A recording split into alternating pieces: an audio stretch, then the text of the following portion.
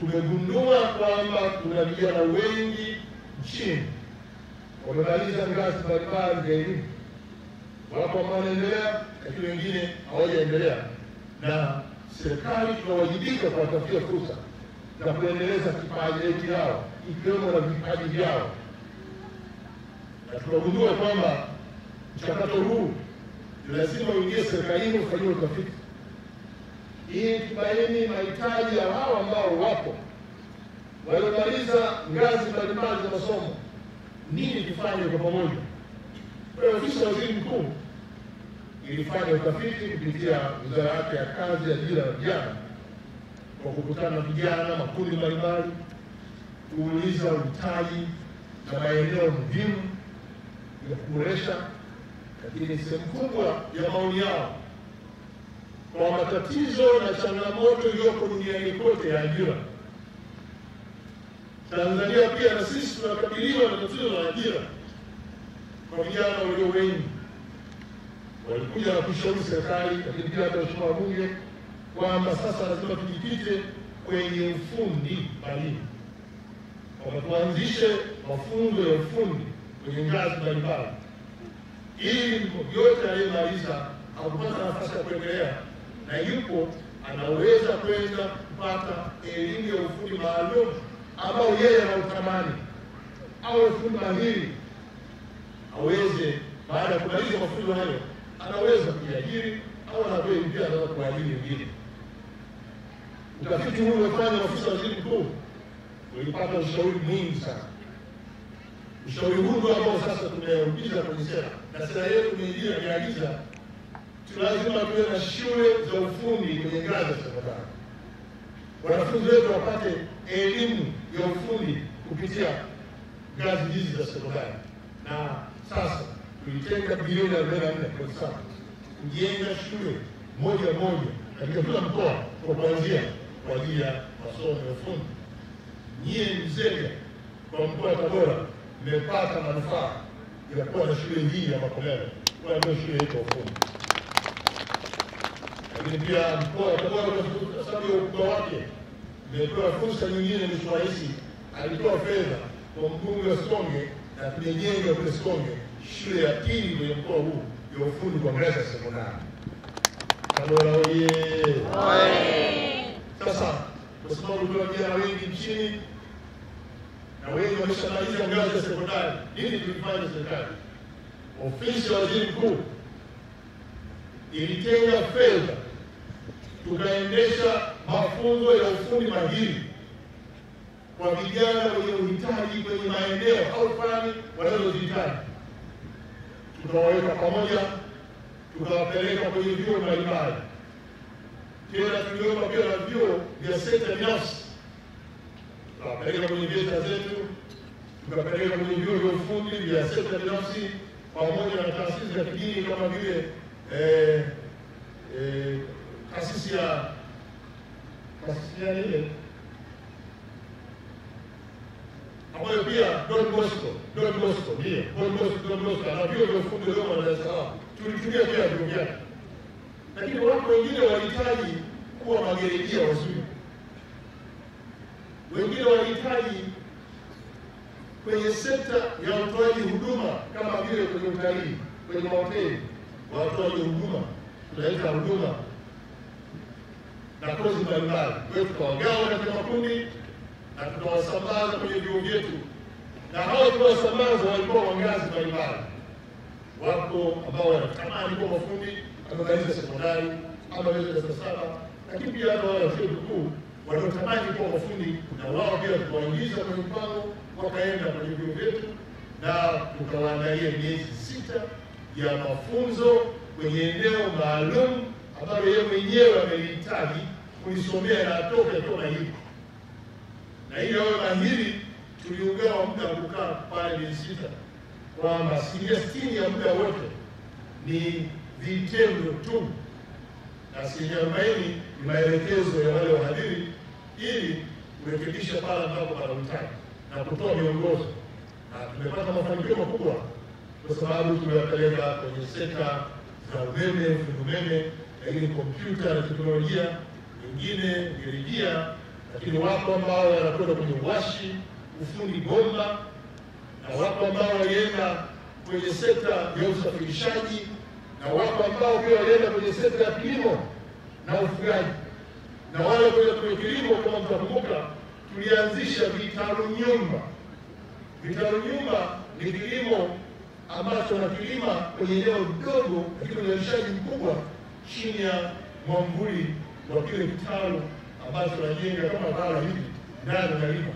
Haya ilikuwa ni sehemu ya matokeo ya utafiti uliofanywa na ofisi ya waziri mkuu, na tukatekeleza kwa vitendo, na hakika tumefanikiwa. Moja kati ya mafanikio kwenye sekta ya utoaji huduma, yeye mnakumbuka, hata watu wazima, hoteli zetu hapa nchini nyingi, ukienda hotelini zile za kitalii, mameneja wote walikuwa kutoka nchi za jirani. Kwa nini? Sisi hatukuwa tumejiweka vizuri kutoka mwanzo kwenye kozi hizi za utoaji huduma. Lakini nakwambia leo hii, nenda hoteli yoyote Tanzania, meneja walio wengi zaidi ya 90% ni wa Tanzania. Kwa nini? Wamepata ujuzi mahiri kwenye utoaji huduma. Na hao watakuta ngazi zote. Wako ambao wanaweza na sasa amesoma ufundi mahiri, amepata ajira, lakini wengine wamejiajiri.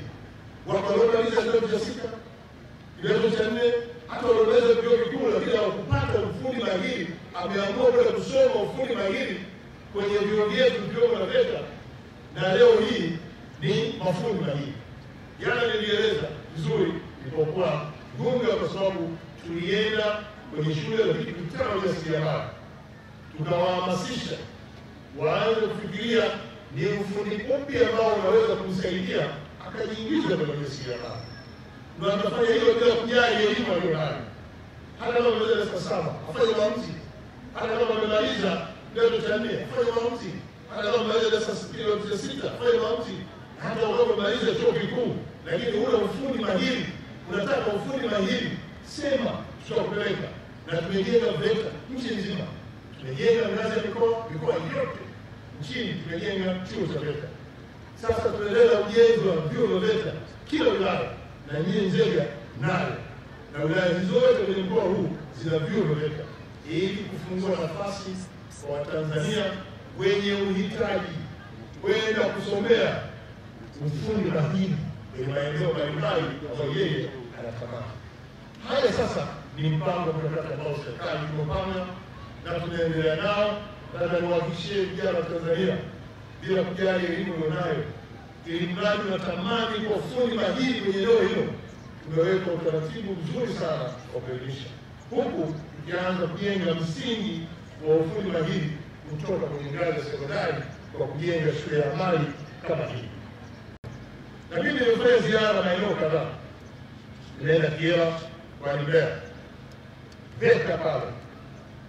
Wananchi pale walipoona programu ile nzuri, wako wakina dada walitamani pia wapate taaluma ya ususi.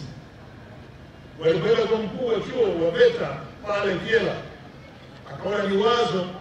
Alipouliza makao makuu, kwa maana ofisi ya waziri mkuu, akaambiwa anaweza kuanzisha ibada anapata ufundishaji. Na alichofanya mkuu wa chuo ni kwenda Mbeya mjini kwenye moja kati ya saluni maarufu, kampata yule mtaalamu aliyebobea kwenye ufundi huo mahiri wa ususi, akampeleka VETA kusimamia ile kozi, akiwafundisha wadada wakiendelea na shughuli za ususi kama eneo la ufundi maalum. Alipotembelea nilimkuta, nikapeleka kwenye idara yao, nikakuta pale wamepanga vifaa vyao, mhadhiri wao yupo, na nataka niwaambie aliyekuwa anafundisha ni kijana aliyemaliza kidato cha 4, dada amemaliza kidato cha 4, lakini mahiri kwenye ususi na ni maarufu jijini Mbeya. Lakini miongoni mwa wanaosoma yuko pia mhitimu wa chuo kikuu, anakuja kusomea ufundi maalum wa ususi, na akimaliza anaenda kufungua eneo lake. Haya ndio malengo ya serikali ya kuwafikisha vijana wote ambao mko kupata ujuzi, ili ujuzi huo utumike katika kujipatia kipato, tupunguze uhitaji wa ajira. Ni kweli uhitaji wa ajira, ziko ajira rasmi za serikalini kwenye halmashauri ambapo wameshajaa watumishi, lakini kuna ajira ambazo si rasmi, lakini zenyewe pia zinaleta mapato ya mtu mmoja mmoja, ikiwemo na ufundi mahiri. Kwa hiyo vijana wetu wa sekondari someni. Yeye mnakuja hapa Makomelo, ni fursa kwenu kuja kusoma ufundi ambao uko hapa, na ufundi huu tumeamua shule hii ijikite kwenye eneo moja maarufu au mawili, itategemea na mpango ambao wizara imeelekeza kwa shule yenu. Wengine mtakapata nafasi someni, na wale wanafunzi wengine wa shule za sekondari na msingi, tumieni nafasi hii kusoma sana, ili pia ufaulu ambao wilaya hii umeendelea kujitokeza, ufaulu mzuri, muendelee ufaulu masomo, na baadaye unapata nafasi ya kuendelea, endelee na masomo. Wale ambao hamuendelei, msipate shida. Tuna vyuo vya ufundi vinafundisha ufundi mahiri. Wewe chagua fani unaipenda, fani ambayo unaona itakusaidia, nenda kasomee, ili ukishamaliza unaweza kuianzishia eneo lako na kutangaza kazi hiyo na kutoa huduma, na wanapata huduma, wanalipwa huduma hiyo. Hayo ndio mpango wa serikali kwenye maeneo haya.